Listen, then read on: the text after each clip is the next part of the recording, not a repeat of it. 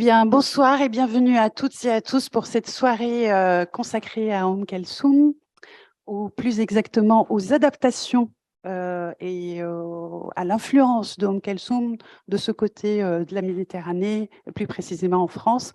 Nous avons deux invités qui sont inspirés de cette grande figure en BD, donc, que vous trouverez à la fin de cette conférence en dédicace là-bas si vous souhaitez vous la procurer. Et un metteur en scène, on peut dire chorégraphe, danseur, et qui a adapté également Kalsoum en spectacle de danse. Donc, Kalsoum, c'est un nom qui résonne, aussi connu que Maria Callas, Ella Fitzgerald, Billie Holiday, et il n'y a pas une seule personne au Moyen-Orient, que soit jeune, vieille, qui n'a pas au moins entendu parler Kalsoum au moins une fois dans sa vie, ni qui a écouté au moins une fois un air Kalsoum. Donc, d'où son importance, en tout cas. Et c'est pour cette raison que nous aujourd'hui, on ne va pas parler que de cette grande figure, parce qu'il y a de grands spécialistes qui ont travaillé sur elle. Nous, on va voir comment cette grande figure, aujourd'hui, influence de jeunes générations en France et inspire d'autres adaptations, d'autres interprétations. Que représente cette figure pour eux, pour ces générations? Qu'est-ce qu'elle véhicule? Quelle est son image? Quelle est sa symbolique? Autant de questions qu'on va peut-être aborder avec nos deux invités. Donc rapidement, je vais vous présenter Nadia Hatroubi Safsaf, qui est journaliste et romancière franco-tunisienne. Vous êtes rédactrice en chef du Courrier de l'Atlas, un magazine qui parle de l'actualité maghrébine en France. Et vous avez plusieurs ouvrages aussi à votre actif, des ouvrages historiques, mais aussi de romans. Et je peux citer « Ce sont nos frères et leurs enfants sont nos enfants », sorti en 2016, et « Frères de l'Ambre » en 2020. Et vous venez de co-signer avec Shadia Loueslati, la dessinatrice, un roman graphique sur la vie de Kalsoum. Et à ma droite, Fouad, vous êtes chorégraphe, danseur, et là vous êtes franco-marocain, donc c'est pas très loin. Et votre parcours est beaucoup plus, comment dire, il est très hétéroclite. Vous mêlez plusieurs styles de danse et votre travail s'inspire à la fois de l'Orient, mais surtout du hip-hop. Vous mêlez jazz, danse contemporaine. Et je suis allée voir votre spectacle et je trouve que ce mélange est époustouflant. Nous en parlerons tout à l'heure. Est-ce qu'on ne peut pas résumer toute votre carrière? Moi, je peux vous donner juste que vous êtes artiste associé à la Maison de la Danse de Lyon et à l'Equinox Scène Nationale de Châteauroux. Vous êtes actuellement le directeur du Centre chorégraphique national du Havre. Et vous avez donc votre dernier spectacle, fait partie d'une trilogie, enfin, je ne sais pas si on dit trilogie, triptyque, je ne sais pas comment on dit, triptyque, et donc qui s'intitule Donc, bon, pour commencer, peut-être une question toute simple à vous deux. Votre rencontre avec Kalsoum, cette première rencontre, ou en tout cas un souvenir de Kalsoum, et ou alors sa redécouverte, et ce qu'elle représente pour chacun de vous. Voilà. Bonsoir, merci pour cette présentation. Merci aux gens qui sont présents dans la salle. Alors, Kalsoum, au départ, c'est un traumatisme. Genre, je vais vous expliquer pourquoi. Mon père écoutait toute la journée Kalsoum, et notamment quand on partait en Tunisie et qu'on faisait des longs trajets en voiture. Et donc, il mettait tout de suite la cassette Kalsoum. Et nous, on n'avait pas compris. On croyait qu'il y avait plusieurs chansons qui défilaient. Et en fait, on lui donnait nos cassettes à nous, qui étaient Madonna, Michael Jackson, enfin, les chansons de notre âge. Et il nous disait, oui, je la mettrai quand la chanson sera finie. Et nous, on ne savait pas que la chanson durait au moins 1 heure. Donc, à chaque fois, on se faisait avoir. Donc, on faisait le trajet avec Kalsoum et puis on rentrait avec Kalsoum. Donc, on avait ces souvenirs-là en commun avec Shadia Loueslati, qui elle aussi est d'origine tunisienne et dont le papa aussi était fan absolu d'Oum Keltoum. J'ai envie de dire que tous les hommes arabes sont amoureux d'Oum Keltoum. Nos mères ont cédé. Après tout, elles se disaient que valait mieux cet amour chaste qu'un autre. Et mais du coup, voilà, c'était pour guérir de ce traumatisme qu'on a fait cette BD. Et parce qu'au départ, alors blague à part, au départ, moi j'ai rencontré Shadia en tant que journaliste. J'avais lu une de ses BD qui était Famille nombreuse, où elle racontait son parcours d'enfant d'immigré dans une famille nombreuse en France. Et ça faisait beaucoup écho à mon enfance, même si on était moins nombreux comme en enfant. Et puis, voilà, je l'ai appelée, je lui ai proposé une interview. Je suis allée chez elle, elle habite en province. Et ça l'a touchée qu'une journaliste se déplace. Elle me dit, tu sais, les journalistes, souvent, ils veulent faire ça par téléphone, vite fait. Je dis, oui, mais tu vois, moi, je t'ai lu, j'ai apprécié ton travail, donc j'ai vraiment envie qu'on échange et qu'on fasse connaissance. Et ben voilà, quand on s'est vu, on s'est reconnus. On a eu un coup de foudre amical et on s'est dit qu'on aimerait bien travailler ensemble. Et là, c'est les mots de Shadia que je vais emprunter, c'est que souvent les gens disent qu'ils vont travailler ensemble et puis ils le font pas, mais nous, on l'a fait. Et donc, je suis revenue dans ma besace avec un projet autour de la révolution tunisienne, comme ça faisait sens pour moi, puisqu'on était toutes les deux d'origine tunisienne. Et elle m'a dit, non, tu sais, moi, j'ai pensé à un autre sujet, j'ai pensé à Kaltoum. Et quand elle me l'a dit, je me suis dit, bah oui, c'est évident, il y a tout ce qu'on veut raconter, la transmission, la mémoire, le besoin de représentation, de modèles. Et donc, voilà. Donc on est parti sur Kaltoum. Et pour vous, Fouad?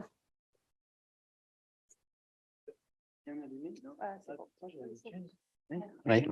Bonsoir à tout le monde. Alors, je vous promets, on ne s'est pas concerté, mais c'est exactement la même histoire. On sait pas. Non, mais vraiment, la petite différence, c'est que mon père, lui, il avait une magnéto à bande, comme dans Mission Impossible, vous savez. On était un peu old school. Donc, il avait ça. Et moi, j'étais bercé par Kaltoum parce que je suis né au Maroc. Et pour moi, c'était normal d'écouter Kaltoum. D'ailleurs, je ne savais pas que c'était Kaltoum. C'était une chanson, des chansons. Et pareil, moi, c'est quand j'ai découvert les cassettes en France, quand je suis arrivé à l'âge de 8 ans. La première cassette que j'ai écoutée, j'ai dit, mais dis donc, je crois que ça doit être que de la publicité, c'est pas possible parce que c'est trop court.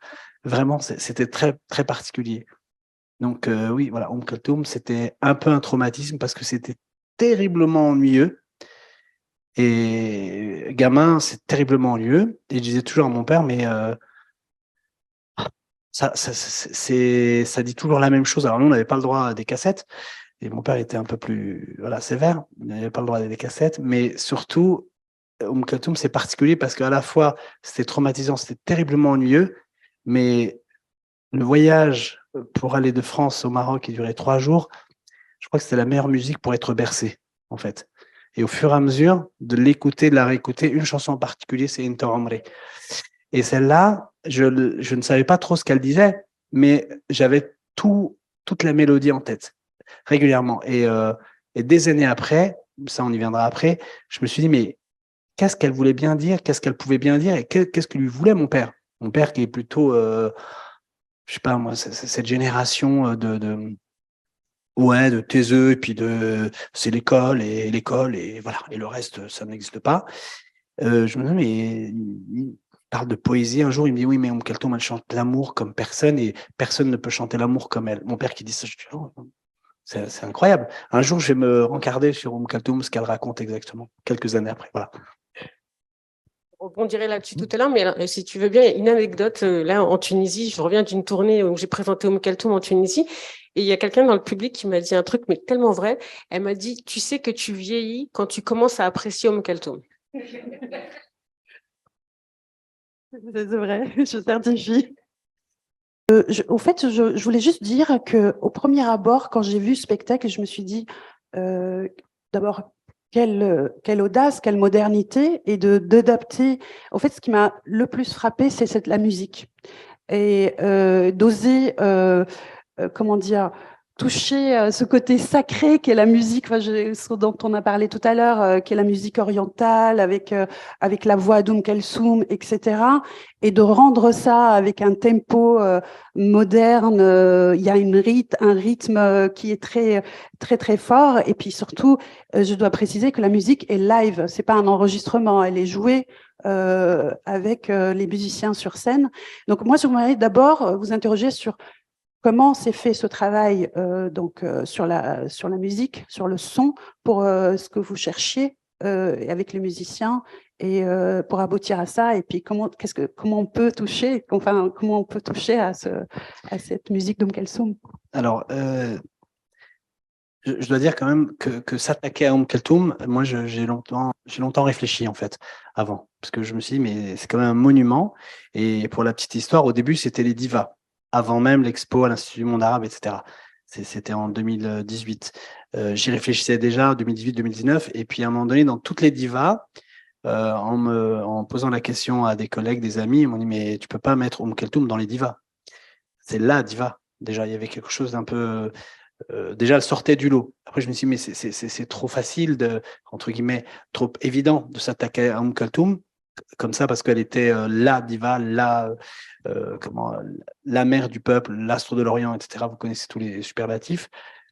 Et je me suis dit, mais en fait, Kaltoum, c'est aussi mon histoire personnelle, c'est aussi ma nostalgie, c'est mon enfance, c'est beaucoup de choses comme ça. Et la musique, c'est vrai que s'attaquer à Rubaiyat al-Khayyam, parce que c'est là, le texte premier, c'est les quatrains d'Omar Khayyam, sur cette chanson-là, que j'ai trouvé magnifique, parce que j'ai été traduit, enfin, j'ai rien traduit, mais j'ai cherché les traductions, et j'ai trouvé que c'était extraordinaire, ce texte, parce qu'il est subversif, en fait. Il parle d'amour, il parle de sensualité, il parle de jouissance au quotidien, etc. Et je me suis dit, non, cette dame, elle était drôlement courageuse pour l'époque.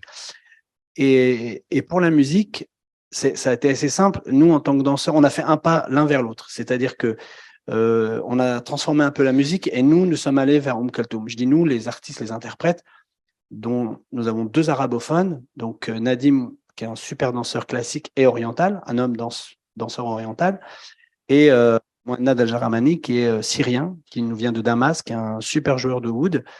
Et tous les autres ne sont pas arabophones. Donc, il fallait d'abord étudier le texte, et ensuite réduire, contracter, dynamiser le texte sur la musique sur laquelle nous, en tant que danseurs, on doit se poser, se reposer, et ça doit être la ligne sur laquelle on doit travailler. C'est-à-dire que concrètement, par exemple, Al-Bayt al-Khayyam, c'est Samatu, excusez mon accent, et excusez le fait que je ne sais surtout pas chanter, Samatu, Sawtan, Hatifan, fi Sahar, Sahar ou Sahar, Sahar. Chaque fois, je sais que c'est Sahar, parce que Sahur, c'est Sahar. Bref, pas le vaudou, hein, Sahur, Sahar. Sahar, Nada min al-ghaybi, etc. Et en fait, pour danser dessus, nous, dans notre background, dans notre parcours de danseur, on avait besoin de quelque chose qui nous stimule. Et c'était extrêmement difficile. Et moi, les danseurs hip-hop contemporains, je leur dis, mais attends, c'est intéressant, oui, c'est super ce qu'elle raconte, mais concrètement, comment on va se poser dessus, comment on va séquencer la musique. Et à partir de ce moment-là, avec les musiciens, on a séquencé en temps qui nous sont familiers, c'est-à-dire en 8 temps.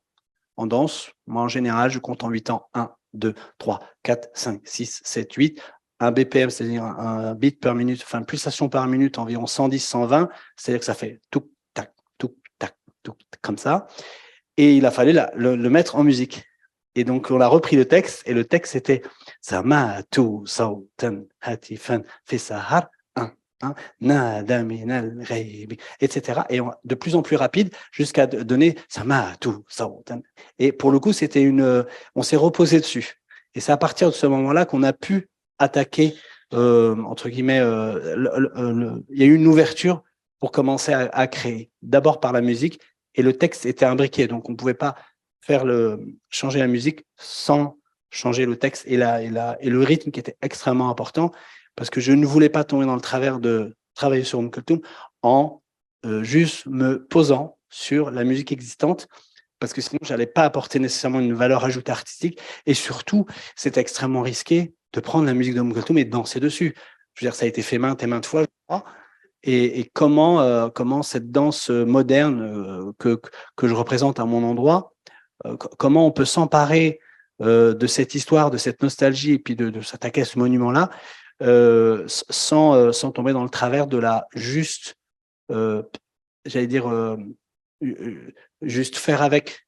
On fait pas avec. On a fait ce pas vers elle et elle est venue vers nous. Voilà. Mais j'en dirai pas plus parce que je sais qu'il y a une autre question plus précise sur l'écriture. Merci. Et effectivement, il y a une question sur le texte, mais on le voit, hein, vous l'avez anticipé un tout petit peu. Mais en fait, je vais revenir vers toi, Nadia. Donc, ce travail vers la BD, c'est aussi une forme d'adaptation. Et faire une BD sur Kalsoum, forcément avec des dessins, et d'autant plus que c'est une BD qui s'adresse à un grand public et à la jeunesse. Hein, c'est une BD aussi qui peut être lue par les jeunes. Ça suppose de faire des raccourcis, des coupes, des choix dans la vie, dans la biographie Kalsoum, de faire des choix. Comment sont faits les choix? Est-ce que tu as travaillé à partir de ton expérience de journaliste, de la documentation, etc. Et est-ce que c'est plutôt le dessin ou le travail avec la dessinatrice qui imposait ces choix? Si tu peux nous en parler un peu. Alors, un peu comme Fouad, d'abord, il y a la joie d'avoir trouvé le bon sujet, de se dire c'est génial, de vérifier qu'il n'y a pas eu de bande dessinée, de roman graphique sur Kaltoum. Et ensuite vient cette espèce de sentiment de se dire, attends, on s'attaque à un mythe. Et quand on s'attaque à un mythe, voilà, forcément, la crainte de décevoir, la crainte de ne pas être exhaustive. Et ça, ça a beaucoup nourri nos discussions avec Shadia, qui, elle, avait une crainte, c'était qu'on fasse un anachronisme et qui me disait tout le temps, mais t'es sûr de ça? T'es sûr de ça? Je dis oui, Shadia, j'ai vérifié, je suis journaliste, je sais vérifier mes sources, j'ai fait attention. Donc là, il y avait vraiment ce débat sur la crainte de l'anachronisme, du détail, d'être dans les bonnes atmosphères. Et c'est drôle parce que en Tunisie, on m'a posé la question de la légitimité. Et en me disant pourquoi ces deux franco-tunisiennes qui font une BD sur Kaltoum. Et alors là, ma première réponse, c'était de dire Kaltoum, elle appartient à tout le monde arabe. Et puis que moi, j'avais pas empêché des auteurs égyptiens d'en faire une. Alors peut-être qu'elle existe en arabe. Moi, j'ai pas trouvé du tout, hein, mais il paraît qu'il y en a eu une en arabe et qu'il y a eu un très grand feuilleton en Tunisie. Et c'est pour ça que les gens l'ont redécouvert aussi il y a quelques années pendant le Ramadan, apparemment. Mais cette question de légitimité, elle m'a longtemps trotté dans la tête. Enfin, quand je dis longtemps, depuis 3-4 jours, hein. Un peu marseillaise. Et en fait, ça m'a rappelé que quand j'ai fait sont nos frères et leurs enfants sont nos enfants, j'avais parlé des résistants algériens de la Seconde Guerre mondiale, et il y a des Algériens qui m'ont dit pourquoi tu fais une bande dessinée, un livre sur les résistants algériens de la Seconde Guerre mondiale. Quand j'ai fait un livre sur les tirailleurs sénégalais, on m'a dit pourquoi tu fais un livre sur les tirailleurs sénégalais. Donc bon, voilà. Maintenant ma réponse c'est je fais ce que je veux. Voilà. Longtemps, ce qui est bien quand on vieillit. Passé un certain âge, j'ai 47 ans, j'ai pas de... mais on s'en fout du regard des autres. Enfin, moi, je ne sais pas pour toi, mais moi, je me suis affranchie totalement du regard des autres. J'avais envie de parler Kaltoum. Voilà, je parle Kaltoum. Elle appartient autant à mon histoire qu'aux autres. Elle a bercé mon enfance. Voilà, donc pour moi, c'était, je peux plus poser cette question de légitimité. Par contre, adapter en BD suppose des choix, des renoncements même. Alors le mot est peut-être un peu fort, mais parce que évidemment on peut pas tout traiter. Pour être tout à fait franche avec vous, il y a des passages que la dessinatrice a choisi de pas illustrer en me disant non mais de toute façon Nadia, on fait un livre, on fait pas une encyclopédie sur Kaltoum, parce que moi j'avais ce défaut du journaliste qui écrit un livre, qui veut être le plus précis possible, qui veut tout raconter, parce qu'il y a plein de moments qui me paraissaient moi importants. Mais elle avait plus de bouteilles que moi. Donc, je me suis assez fiée à son jugement en me disant, non, là, tu rentres trop dans les détails. Ça, il faut couper. Ça, il faut couper.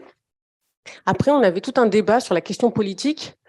Moi, ça m'intéresse beaucoup, la politique, mais je crois qu'on va en parler après. On avait tout un débat sur la Kaltoum politique. Donc, voilà, ça a été, on en parlera tout à l'heure. Mais vraiment, l'axe, et même avec l'éditeur, hein, ça avait donné des discussions avec l'éditeur, qui me dit ah mais moi je pensais que vous alliez plus faire Kaltoum plus âgé. Et je lui dis mais non, tout le monde connaît Kaltoum, tout le monde sait qui elle est, mais on ne sait pas comment Kaltoum est devenue Kaltoum. Je dis moi c'est ça que je veux raconter, et c'est vrai que j'ai découvert par hasard, enfin par hasard non, parce que je faisais des recherches, mais je ne savais absolument pas que Kaltoum avait été obligée de se grimer en garçon. Et donc voilà, donc j'ai appris plein de choses. Je ne savais pas qu'il y avait des jalousies entre elle et Abdelwaheb, qu'elle nourrissait aussi d'autres jalousies envers d'autres chanteuses. Enfin, voilà, j'ai appris plein de choses. Et après, voilà, c'est des choix. Il pourrait y avoir d'autres BD sur Kaltoum pour que ça soit plus exhaustif. Voilà, comme il y a eu là sur Gisèle Halimi, il y a 3 bandes dessinées qui sont sorties il y en a 2 qui sont déjà sorties, une qui arrive sur Gisèle Halimi. Voilà, il y a autant de façons de raconter Kaltoum qu'il y a de gens dans la salle. Donc, on aura chacun une vision différente de ce qu'elle est. Mais pour l'instant, vraiment, là où je suis contente, c'est que, alors j'espère que personne ne va me contredire ce soir, mais j'ai eu beaucoup de retours positifs et beaucoup de petits messages ou de gens qui nous disent ça nous a touchés, on l'a offert à notre papa. Alors c'est drôle parce que tu me disais roman jeunesse et c'est drôle parce que soit les gens l'achètent et l'offrent à leurs enfants, soit c'est les enfants qui l'achètent à leurs parents. Donc c'est génial parce que ça fait double public, donc double vente. L'éditeur est ravi. Ouais. Et nous aussi. Et puis c'est super, hein, parce que c'est ça aussi, c'est transmettre cette histoire d'Oum Kalsoum. On en parlera aussi un peu tout à l'heure. Bon, en fait, on a parlé un peu de la musique, de la figure d'Oum Kalsoum, et la place du texte est hyper importante. Et donc, j'aimerais qu'on parle aussi avec toi, Nadia, de la relation. Enfin, écouter Kalsoum, c'est forcément entrer dans le texte, c'est apprécier la poésie, c'est goûter les mots, en tout cas, que ce soit en arabe dialectal ou en arabe classique. Hein.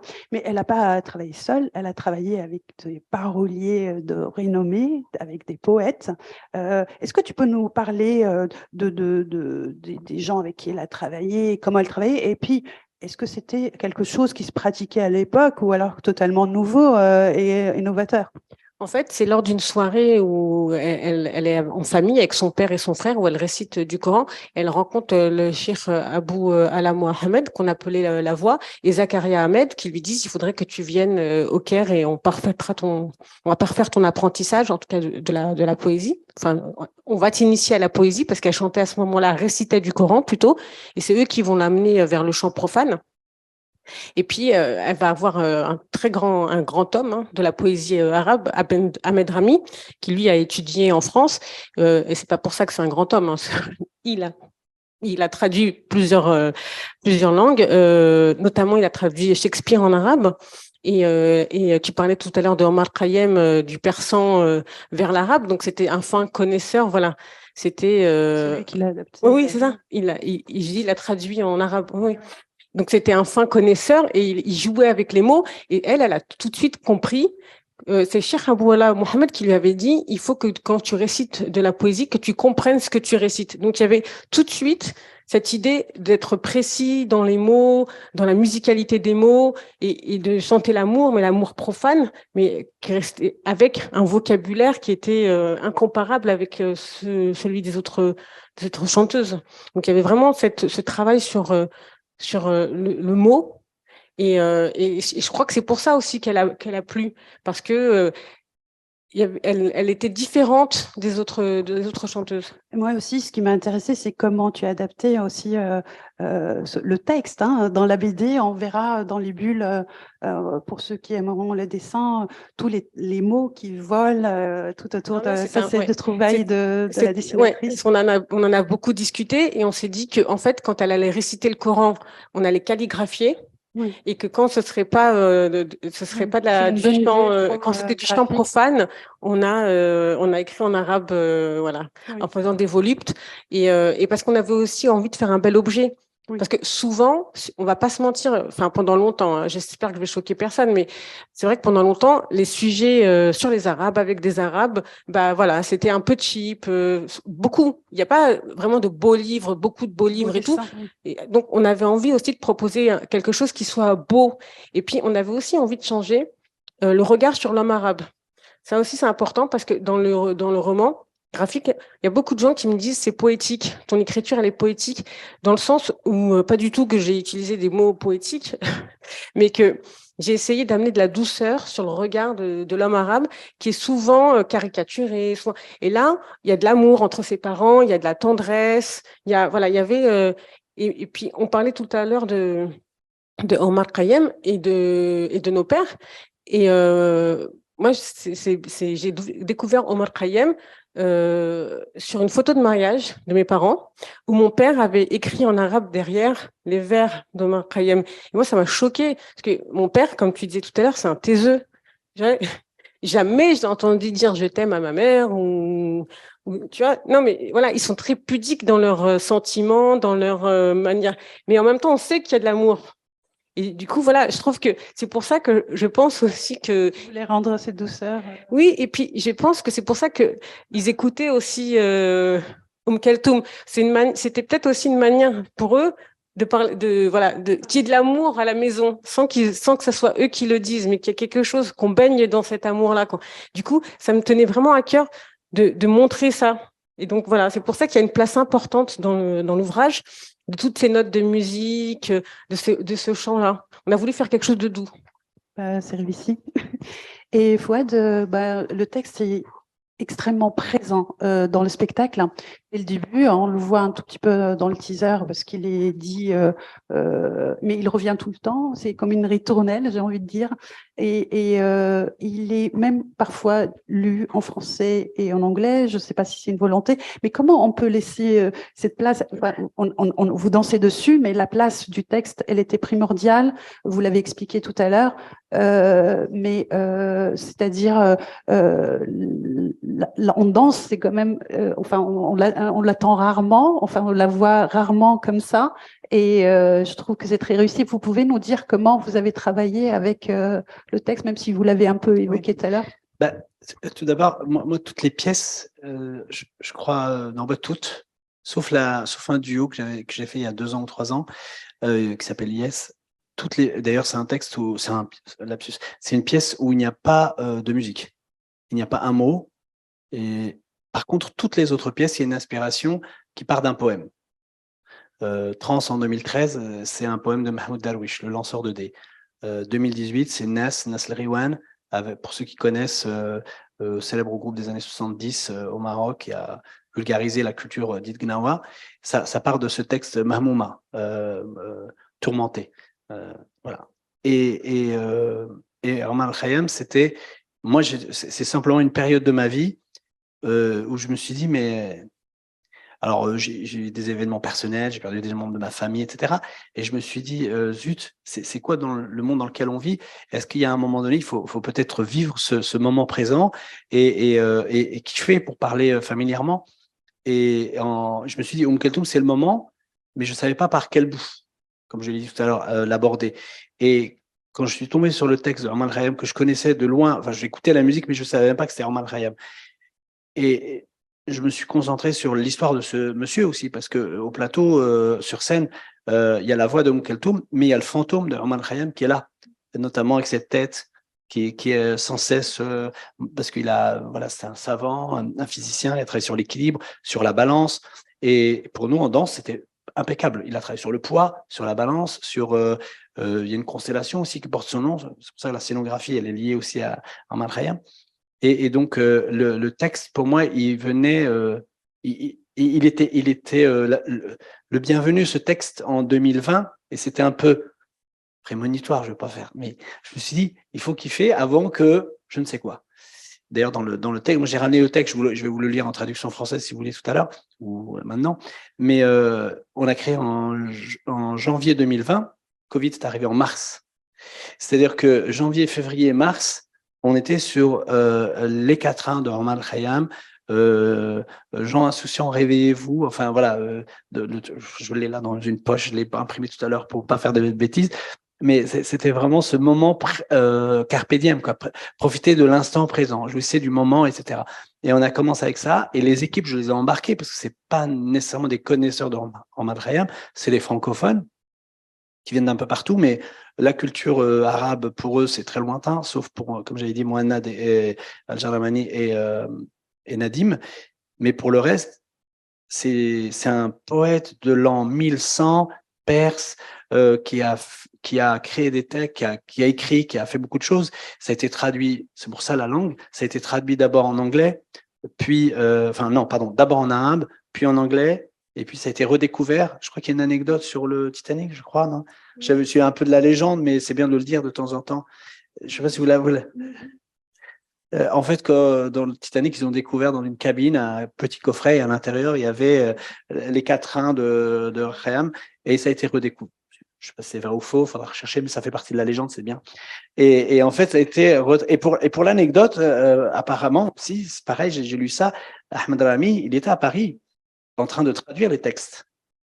Et en fait, quelqu'un l'a appelé pour lui dire il faut que tu reviennes au Caire, il y a une voix phénoménale. Et alors, voilà, il y a un peu de années 20. Il était rentré déjà. Il était déjà rentré. Il était rentré au Caire et c'est quelqu'un qui l'a traîné pour écouter et lui, il voulait absolument pas.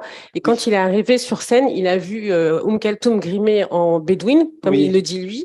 Et il s'est dit, mais à quel moment on me traîne pour écouter cette femme habillée grossièrement comme ça en bédouine et tout. Et quand elle ouvre la bouche, il tombe en extase et il va lui écrire les centaines de chansons d'amour, même plus de 200. Et d'ailleurs, il était fou amoureux d'elle. Voilà, il va se marquer quand même. Pour elle aussi. Mais et donc oui, pourquoi je ne sais plus le texte, je ne sais plus où on en était. Sur la découverte, le texte, il était voilà, parler de Kalthoum sans parler de texte pour moi, c'était pas possible. Et Nadia, il y avait aussi, mais ça c'est le message un peu plus politique. Quand on est sur scène, on raconte déjà quelque chose, c'est déjà un engagement politique. Et moi, personnellement, j'avais envie, 2013, 2018, 2020, j'avais aussi envie de raconter, et on me l'a dit derrière, on me l'a dit, mais Fouad, pourquoi tu ne parles pas de tes origines? Pourquoi tu ne parles pas du Maroc où tu es né? Pourquoi tu ne parles pas de... Et pour moi, c'était presque un gros mot, en fait, parce que je me dis, mais je suis pas dans ma culture, moi je suis issu de cette culture où il fallait d'abord travailler, surtout se taire. Et moi j'avais aucune revendication, même s'il y a des choses que je trouvais entre guillemets injustes ou pas. Pour moi j'avais aucune revendication à dire, sauf que lorsque j'ai commencé, c'était à la fac, j'ai commencé à voyager, à aller en Égypte. J'ai redécouvert mon Kalthoum en allant en Égypte. Je me suis rendu compte que c'est pas juste une chanteuse. Et je me suis dit, mais c'est magnifique, le monde arabe. Il faut peut-être en parler autrement à mon endroit, qui est celui du plateau, de la scène.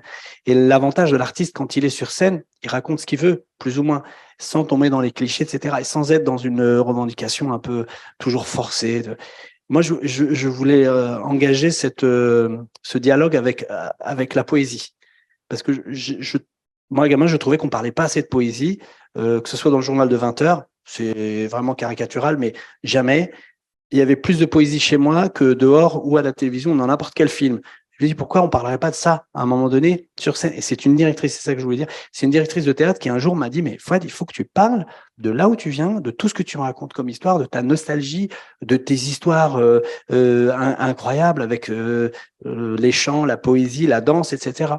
Et c'est à partir de ce moment-là, pour la petite histoire, et j'en terminerai là, que j'ai commencé à créer autour, et pas que autour de l'Orient, ou en tout cas de mes origines, c'était surtout par rapport à une histoire en danse, on dit souvent que, enfin, moi quand j'ai commencé à créer autour d'une histoire qui était au-delà de la Méditerranée, une histoire africaine, en fait c'est mon corps qui m'a rappelé que j'avais une histoire.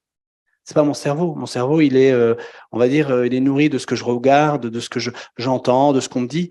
Mais mon corps, il était neutre, en fait. Il était neutre dans le sens où il n'était pas du tout, comment dire, pollué. On va dire ça comme ça. Et il m'a rappelé à l'ordre. On m'a dit, mais dis donc, tu as un autre rythme à l'intérieur de toi. Tu as une autre histoire. Tu es dans l'ADN. Et il faut que tu en parles de ça. Et c'est pour ça que c'est à partir de là aussi que j'ai commencé à ne, justement, pas m'en foutre, mais un peu comme toi, ces décisions, on a plein de points communs. Je me suis dit, mais je m'en fiche de ce que les gens peuvent penser. Allons-y. Voilà. C'est génial, en tout cas, c'est de l'ordre de la sensation. Et c'est pour introduire quelque chose, une notion qui est importante dans le chant de Kalthoum et dans la musique orientale, de manière générale, qui est le tarab. Le tarab, et qui est difficile à définir parce qu'on parle d'émotion, de communion, d'une extase. Alors, je vais vous lire une définition, celle du Larousse. Émotion esthétique, état d'âme caractérisé par une sensation de plaisir et de bien-être résultant d'un air de musique, d'un chant, d'une danse, à quoi l'auditeur ou spectateur réagit par une communion perceptible avec l'artiste qui lui a procuré une telle sensation. Gilbert Rouget définit le tarab comme la transe profane.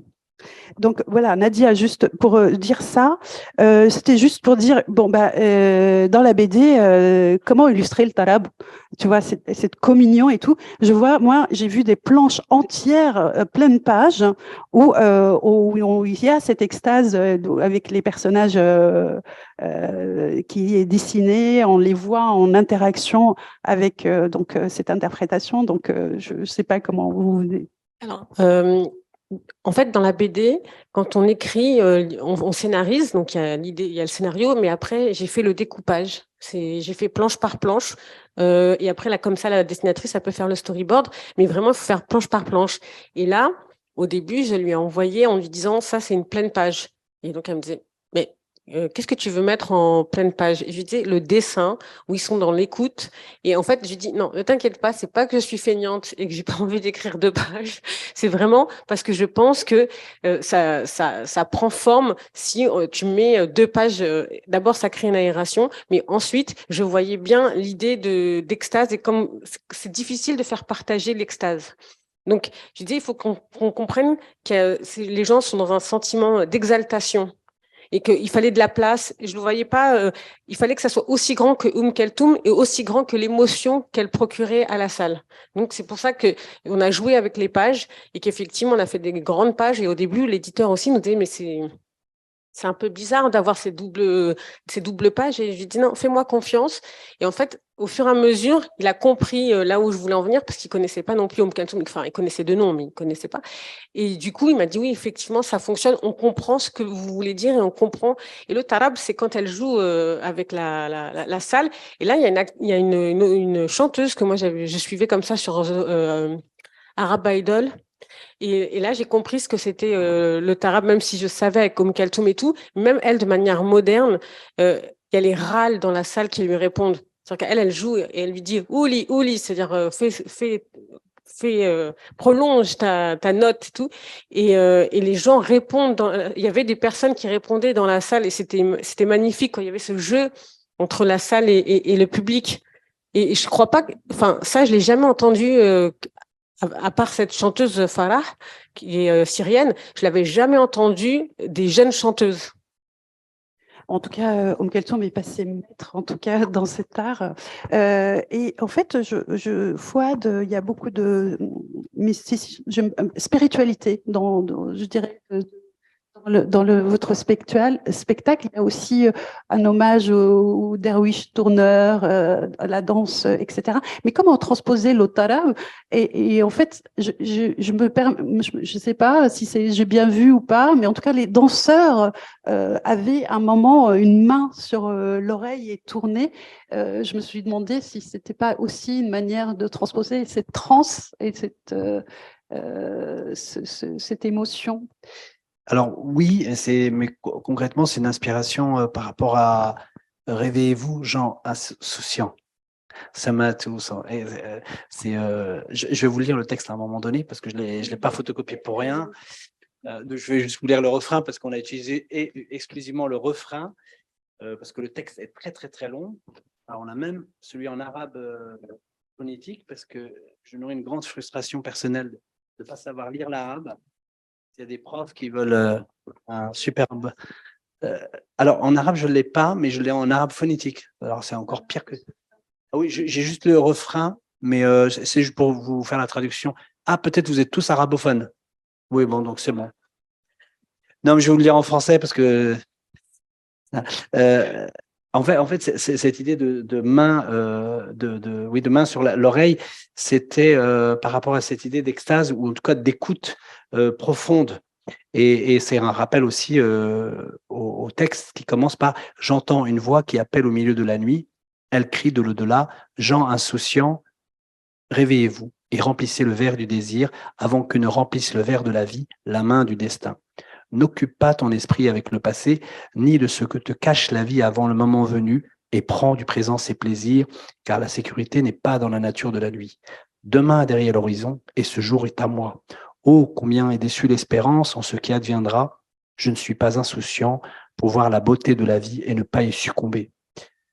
Et je continue juste un petit couplet. Réveille-toi, ombre légère, voilà le milieu de la nuit, abandonne le sommeil et fais la cour aux cordes de musique. Le sommeil n'a jamais allongé une vie et les longues veillées ne l'ont jamais raccourci. Ne perturbe pas ton esprit avec la crainte des suppositions et profite de la sécurité certaine du présent. Sont égaux dans la terre un qui partira demain et un qui a disparu depuis des milliers d'années, etc. Il est très long, mais nous on a repris juste ce refrain. Et le tarab, pour moi, il est dans une forme de communion. Ce que je dis à mes danseurs, s'il y a communion entre vous, il y a communion avec la salle, sans prétention. Et je dis souvent aux danseurs, ce qui m'intéresse chez vous, bon, bien sûr, vos qualités athlétiques, physiques, techniques, etc. Mais ce qui m'intéresse tout autant, voire plus, c'est ce qui se passe entre vous. Et comme moi, je suis né au Maroc, alors vous avez cliché sur les Marocains. Je suis né dans une terre, un carrefour de civilisation où il y a eu des Grecs, des Portugais, des Espagnols, des Romains, des Arabes, etc., des Berbères aussi au tout début. Et en fait, moi, j'ai baigné dans cette culture-là. Donc, je suis né à côté de Meknès, pour ceux qui connaissent. Et en fait, là-bas, il y a des rites. C'est la confrérie des Rissawa, pour ceux qui connaissent. Donc, c'est tous les ans un événement fort, puissant. C'est même très violent, parce que c'est du sang, c'est des gens qui mangent des filles barbaries, qui se lacèrent, etc. C'est assez impressionnant, bref. Et j'ai grandi, en fait, jusqu'à 8 ans, et j'en garde des souvenirs impérissables. C'est incroyable. Et voilà, dans ma culture à moi, pour nous, c'est profane quelque part, mais en même temps, couplé à la culture occidentale, je suis très ancré, très rationnel, on va dire, sur plein d'aspects. Et de l'autre côté, je nourris ce mysticisme parce que ça aide énormément en fait, parce que ça fait appel à autre chose qu'à la réflexion cérébrale, juste à des sensations, à des sentiments, à des émotions. Et c'est peut-être pour ça que j'ai fait de la danse, parce que je sentais qu'il y avait quelque chose à faire que je ne retrouvais pas à l'école, par exemple. Je trouvais que c'était trop froid à l'école, même si mon père disait l'école, l'école, l'école. J'ai vite compris aussi que l'école, mais ça c'est un autre sujet, Nadia, on en parlera, la méritocratie, etc. C'est un autre, ça marchait pas nécessairement, mais ça c'est un autre sujet. Donc l'art, pour moi, ça a été l'endroit où je me suis révélé, entre guillemets, où j'ai trouvé un terrain un terrain d'expression. Et pour le tarab, voilà, pour revenir à la première question, quand on va au théâtre, j'ai toujours ce sentiment que on ferme la porte, c'est comme si on était devant un film de cinéma et on doit être totalement happé du début à la fin. C'est un challenge, hein, c'est pas toujours facile, aussi facile que ça. Et la musique aidante, cette musique répétitive, cette musique qui tourne et cette danse aussi qui se répète, ces mouvements qui se répètent pour créer une empreinte aussi dans le cerveau du spectateur pour qu'il puisse se reconnaître dans ce mouvement-là jusqu'à ce que ça devienne, entraînant ou comment on appelle ça, ouais, mais même répétitif, mais entraînant, enfin, pas redondant, c'est un peu péjoratif, redondant, mais on rentre dans quelque chose qui nous entraîne sans qu'on réfléchisse en fait trop, inconsciemment, voilà. Il y a quelque chose de cet ordre-là. Et oui. Et Kalsoum était une artiste de l'improvisation, et elle arrivait à répéter, mais jamais de la même manière avec la salle, c'est-à-dire que les mêmes phrases revenaient, on lui faisait répéter, donc nous, la longueur des spectacles, hein, de 40 à 1h30, certains musicologues disaient qu'elle était, c'est pas la première du tarab, bien sûr, il y en a d'autres, mais en tout cas, elle a innové. Moi, j'aimerais juste, quel est votre regard en tant que chorégraphe, danseur, quand on voit cette interprétation, elle est tout sauf une danseuse, bien sûr, parce qu'elle est solide comme ça, comme un roc, elle ne bouge que son mouchoir, mais c'est quand même quelqu'un qui maîtrise la scène et l'interaction avec le public. Comment vous la voyez aujourd'hui avec toute cette maturité de travail, en tout cas Mais c'est simplement la présence, la prestance. Ce que je dis souvent aux danseurs, il n'y a pas besoin de bouger beaucoup pour être visible. On appelle ça, nous, du bavardage. C'est-à-dire de bouger pour dire j'existe, coucou. quelquefois, juste en étant présent, on attire l'attention et le regard. Et c'est parce qu'on irradie. Et elle avait cette force-là par la voix. Elle dansait avec les mots. Elle dansait avec le rythme, elle dansait avec la voix, elle dansait avec le souffle. Elle faisait danser et elle nous touchait. Moi, j'ai lu et vu, plus vu que lu d'ailleurs, beaucoup de documentaires et il y avait quelque chose de magique dans sa façon de scander, de réciter.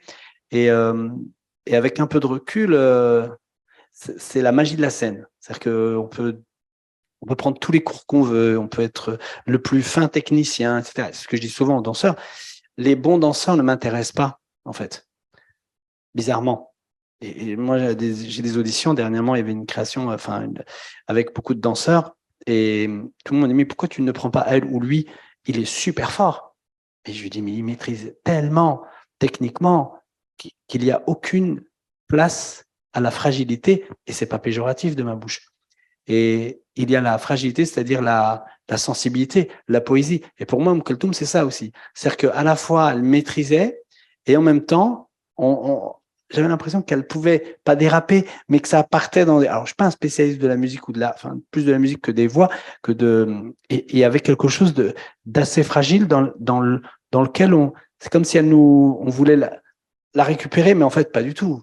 Elle est carrément au-dessus de ça. Et donc, on se rapprochait. Pour moi, il y avait un rapprochement lié à ça. C'était pas une chanteuse qui maîtrisait parfaitement, qui était dans une gamme comme ça de chant ou de voix. C'était beaucoup plus subtil et ça pouvait. Voilà, il y avait quelque chose de sinusal, c'est-à-dire que c'était pas linéaire. Donc c'est peut-être aussi cet endroit-là qui nous rapproche d'elle, qui nous fait qui fait qu'elle est plus proche de nous, même en étant considérée comme ce qu'on a dit, quoi, quelqu'un de La diva. la diva. Oui, cette image de star est importante, mais c'est vrai que on va revenir peut-être juste un tout petit peu dessus, Nadia, si tu veux bien. Comment elle gérait ça, cette notoriété de son vivant, tout en étant discrète aussi sur sa vie personnelle. Juste 2 mots avant d'aborder quelque chose qui nous intéresse, qui est le plus Kulthum et ses relations politiques. Alors, je voulais juste rebondir sur le tarab. C'est vrai que Kulthum, moi, quand j'étais plus jeune, elle me paraissait très stricte. Vous savez, un peu latente, un peu sévère, stricte. Elle avait le visage un peu fermé comme ça, les lunettes. Non, mais elle me paraissait un peu sévère, quoi. Et quand on commence à l'écouter et qu'il y a ce jeu, cette interaction, comme tu disais, le tarab, je trouve que ça l'humanise beaucoup, que ça la rend très humaine et très proche de nous, très poétique, très touchante. Enfin, du coup, pour moi, ça l'humanise. Alors, le mystère, c'est, elle n'aimait pas les journalistes. Ça, on le sait, ça a été documenté. Elle n'aimait pas les journalistes, mais il faut à chaque fois. Ce qui est intéressant, c'est que nous, on regarde Kulthum, on parle d'elle aujourd'hui en 2023 et on regarde tout ça avec nos lunettes de 2023, j'ai envie de dire. Mais si on recontextualise, on est dans les années 1920 quand elle arrive au Caire. Enfin, faut se remettre dans le contexte de 1920. Qu'est-ce que c'est que parler aux journalistes en 1920? C'est pas du tout la même chose aujourd'hui, il y a 100 ans. Il y avait pas les réseaux sociaux, il y avait pas Facebook, il y avait pas. Non mais c'est vrai. Je veux dire, on connaissait Kulthum. D'abord, on l'a connue par sa voix, par ensuite la radio où elle chantait le jeudi et elle faisait les concerts. Et on disait que Kulthum vidait les rues du Caire et les journalistes. Le monde arabe et les journalistes avaient mauvaise presse. Et pour l'anecdote, d'ailleurs, dans une des biographies que lui a consacrée Isabelle Baudis, Kulthum, aux éditions du Rocher, elle raconte une anecdote où Kulthum reçoit un journaliste chez elle et au lieu de lui parler de son art, de lui poser des questions sur sa voix, sur comment elle chante, les textes, il est ébahi par son niveau matériel, son confort matériel, et donc il lui pose des questions sur qu'est-ce que combien ça a coûté, ça vient d'où et tout.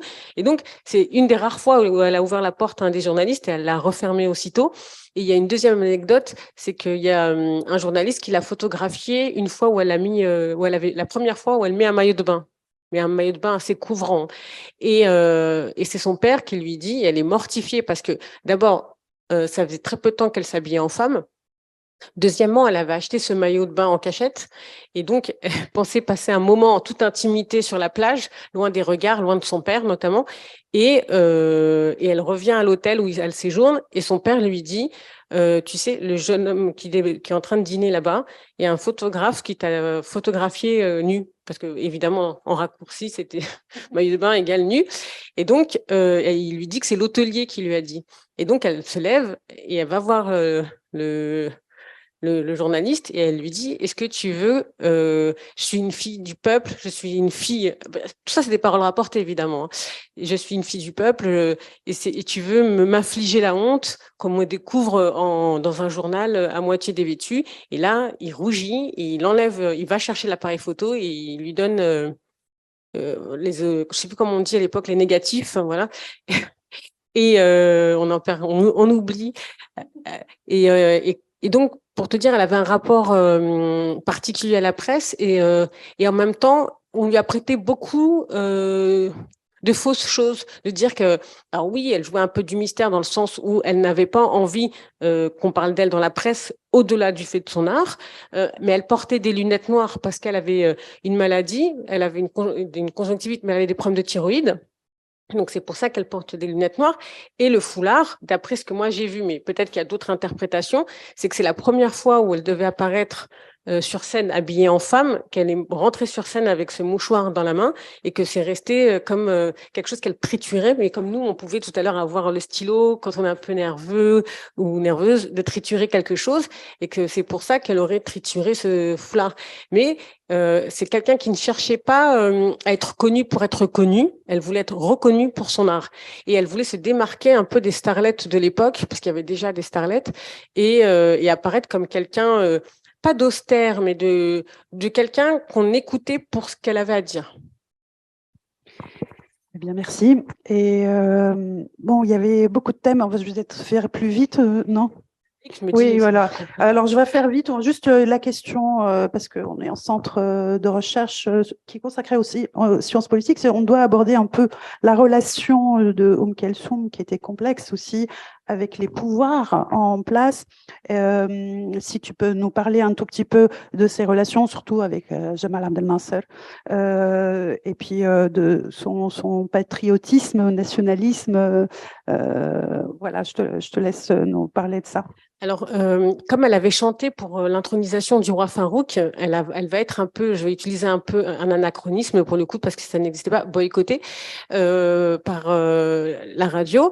Et Gamel Nasser va dire, mais pourquoi on n'entend plus Keltoum à la radio? Et on va lui expliquer que, en fait, comme elle a chanté pour le roi Farouk, on l'a un peu mise de côté. Je simplifie, hein, je vais très vite, mais je pense que les gens connaissent. Et ça, c'est marrant c'est marrant. C'est qu'on a eu des débats avec justement Shadia. Tu me demandais, et moi je suis toujours transparente dans les rencontres dédicaces. Je dis oui, on a été super d'accord sur plein de trucs, mais on a des moments où on n'était pas d'accord, et notamment sur la question politique. Moi, je voulais aller beaucoup plus loin, et j'avais écrit beaucoup plus de pages sur la relation politique, parce que je trouvais que c'était intéressant de parler de son engagement auprès du peuple palestinien, où elle a chanté des chansons, où elle a vendu ses bijoux. Voilà, elle a fait la tournée, d'ailleurs, ce qui l'a même emmenée en France, parce que quand elle arrive pour le concert de l'Olympia en 1967, le 13 novembre 67, c'est quelques mois après la guerre des 6 jours et la défaite de l'Égypte. Donc, on en parle bien sûr de tout ça dans la BD, mais on va pas aussi loin. Moi, j'avais fait une dizaine de pages qu'on a raccourcies, parce que elle me disait, oui, mais là, tu vois, nous, notre parti pris, c'est de raconter comment Keltoum est devenu Keltoum. Et là, on rentre trop dans le politique. Et donc, voilà. Donc, ça a été un échange avec Shadia. Et comme elle avait plus de bouteilles que moi, en parlant un peu crûment, j'ai dit, bon, voilà, j'ai suivi son conseil. Mais c'est vrai que moi, j'avais envie de parler plus de sa relation avec Gamel Nasser. Donc, je me dis que je pourrais refaire plus tard une BD sur l'engagement que politique. Enfin, l'engagement politique, il y aurait déjà beaucoup à dire. On pourrait facilement faire 200 pages sur l'engagement politique Keltoum et comment elle a incité aussi les femmes de la bourgeoisie kérote à vendre leurs bijoux et pour soutenir les caisses de l'État qui étaient vides. Et elle a fait des chansons très fortes. en texte. Nationaliste, et puis bon, la radio nationale. Raccourci parce que je vois que... Oui, et puis on ne va pas tout passer. Hein. Il y a aussi un passage où on la voit aussi, son contrat de mariage, et, enfin, une figure pionnière du féminisme. Alors, moi, je suis tombée de ma chaise. Hein. Oui. Alors, pour ceux qui ne savent pas, Kalthoum, elle s'est mariée avec son médecin et elle a choisi de faire un contrat de mariage et elle a imposé une clause de pouvoir divorcer. Pouvoir demander, elle, le divorce. Moi, je trouve ça mais d'une modernité infinie. Et alors, ce que je disais en rigolant en Tunisie, je disais non, mais elle devait avoir des origines tunisiennes. Voilà. Et voilà. Pardon, on va peut-être raccourcir. Là, j'avais préparé d'autres questions, mais peut-être faire réagir Fouad sur qui aborde pas de coup la question politique, pas du tout, ou un peu, en tout cas de manière plus sur la nostalgie ou ce qu'elle peut, la symbolique. Mais en tout cas, il fait partie d'un triptyque. Et c'est la question politique, c'est quelque chose qui vous préoccupe dans vos autres spectacles. Si vous en voulez nous parler de l'ensemble que forme ce triptyque, un tout petit peu pour finir, est-ce que vous préparez par la suite? Est-ce que il y aura toujours l'Orient au centre ou vous partez sur autre chose? Alors oui, de toute façon, tous les spectacles ont quelque chose de politique, enfin, directement ou indirectement. Je l'ai dit tout à l'heure, mais 2013, la pièce s'appelait Trans, référence j'avais pris le poème de Mahmoud Darwish, mais c'était au lendemain des printemps arabes, et moi j'étais en Tunisie, une grosse manifestation, c'était en 2012, et j'avais juste posé la question, et j'avais enregistré le son de la rue.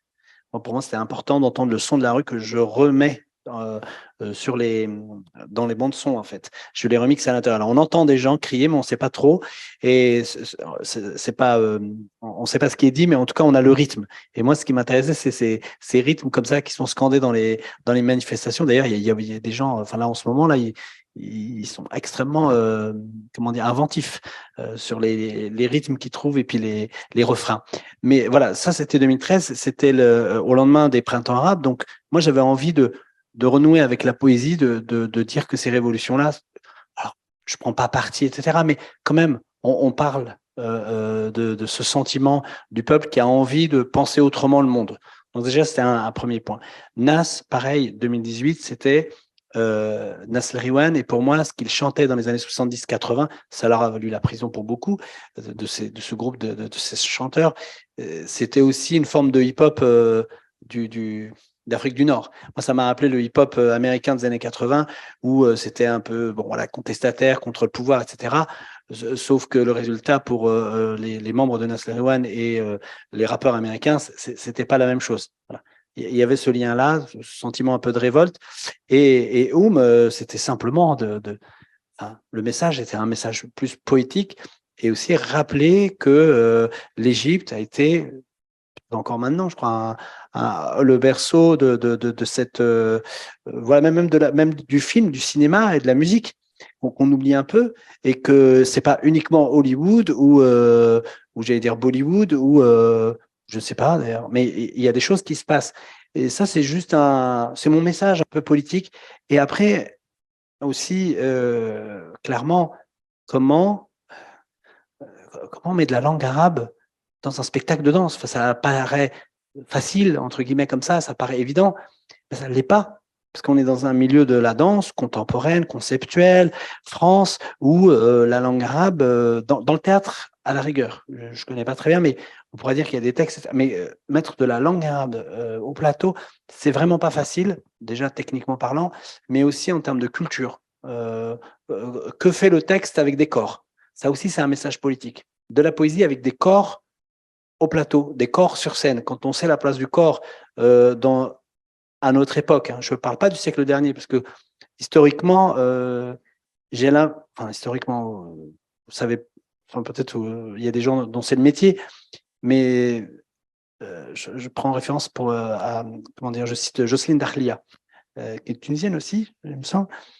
Mais non, je dis ça parce que la place du corps dans le siècle dernier, j'ai ce sentiment, peut-être que je fantasme un peu la nostalgie, mais j'ai l'impression que c'était quand même un peu plus open, entre guillemets, que désormais, surtout au théâtre et sur scène. C'est mon sentiment. Voilà. Quand je regarde des vidéos en noir et blanc où je vois des danseuses, alors c'est un peu caricatural, c'est un peu voilà, mais quand même, je vois de la nudité, enfin de la nudité. Je vois des corps, je vois de la chair. Désormais, moi, je ne vois pas de spectacle. Pour preuve, hein, ce spectacle par exemple, il a joué partout, sauf dans le monde arabe. Voilà, c'est juste pour vous dire. Et la dernière pièce, Nas Eriwan, on l'a joué plus de 150 fois en Chine, en Suède, partout. Et pour la première fois, on l'a joué dans un pays arabe, la Tunisie encore, 2019. Non, une fois, et au Maroc avec l'Institut français l'année dernière. Mais voilà, l'endroit où je suis, je me dis que le politique, le message politique, il est déjà là en fait. On n'a pas besoin d'être pour ou contre, etc. De faire de la danse au plateau avec de la musique, de la langue arabe, c'est déjà un message. Ouais, c'était ça qui est très beau, hein, d'entendre les vers au début et résonner la langue arabe en France, c'était magnifique. Bon, ben, je crois que sur ce, on va peut-être passer à la dédicace du livre. On a Nadia, elle pourra vous le dire, et puis peut-être boire un verre et échanger tous ensemble hors enregistrement. Merci Fouad, merci beaucoup Nadia, c'était très sympathique. Et je dois annoncer aussi pour la prochaine rencontre, on a la presse arabe, une table ronde autour de la presse arabe dans l'ère non arabophone, donc à l'étranger. Et c'est une table ronde qui sera à l'initiative d'un livre qui a été dirigé par Franck Mermier. Voilà, et c'est le 16 mai prochain. Voilà, merci à tous et bonne fin de soirée.